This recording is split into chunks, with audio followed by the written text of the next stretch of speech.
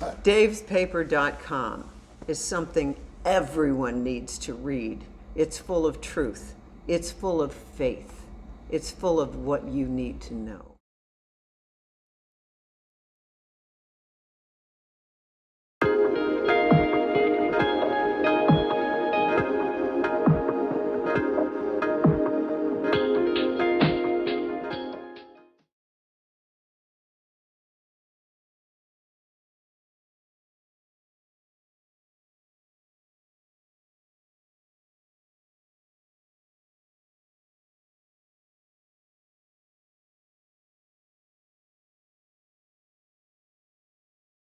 To really fix this, like I TA, so sometimes I see in my students a lack of, I guess you call it critical thinking. Like when you teach a language, it's almost like it's like a mathematical problem, like a logic association with conjugation of verbs, and I feel sometimes they're lacking in this basic knowledge of how to put two and two together. You know, 2 and 2 is 4. The best way to teach people critical thinking is to teach them to write.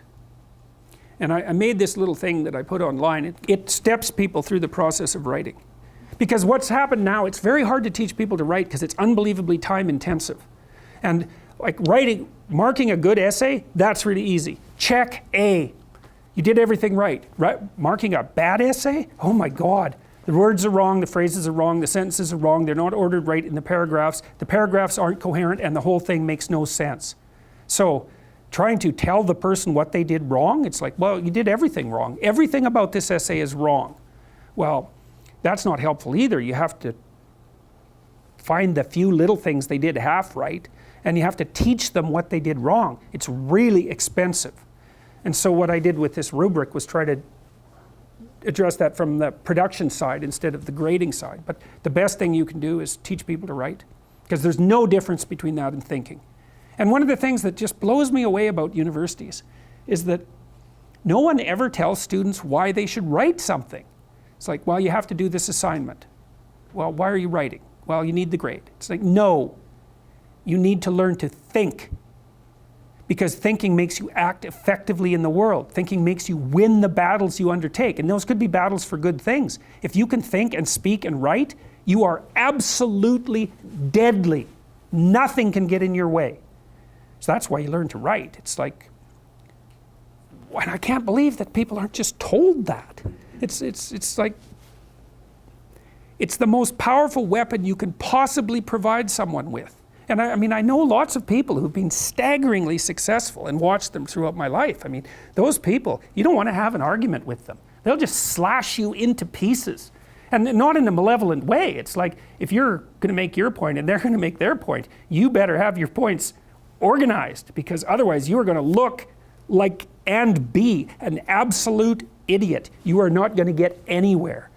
And if you can formulate your arguments coherently and make a presentation, if you can speak to people, if you can lay out a proposal, God, people give you money, they give you opportunities, you have influence.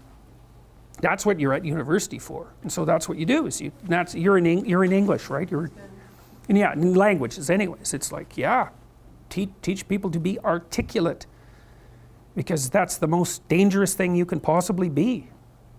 So, and that's motivating if people know that. It's like, well, why are you learning to write? Because here's your sword, here's your M16, right? Here's your bulletproof vest. Like, you learn how to use them. But it's an endless mystery to me why that isn't made self-evident. So that's the sort of thing that can drive you mad trying to sort out. It's like there's a conspiracy to bring people into the education system to make them weaker. So I guess that keeps the competition down. Maybe that's one way of thinking about it. If your students are stupid, they're not going to challenge you.